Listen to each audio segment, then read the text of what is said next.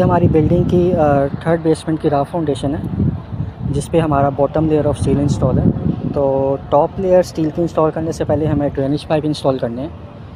ये orange pipe आप देख सकते हैं ड्रेनेज के लिए, क्योंकि हमारा ये कार पार्किंग एरिया है। तो पार्किंग एरिया में आपको पता है कि गाड़ियों को धोया जाता है, किस तरह पानी आ जाता है, तो उसके ड्रेनेज के लिए तो इंस्टॉलेशन ये ज़रूरी है ड्रेनेज पाइप्स की।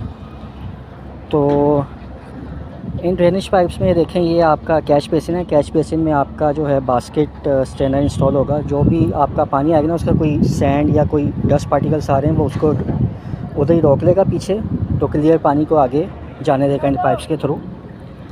तो इन पाइप्स के थ्रू जो है ये पानी जाएगा समपिट में। समपिट में सबमर्सिबल पंप लगेगा। जब वो समपिट फुल हो जाएगा, वो ऑटोमेटिकली ऑन होगा, तो पानी को सरफेस पे खींचेगा।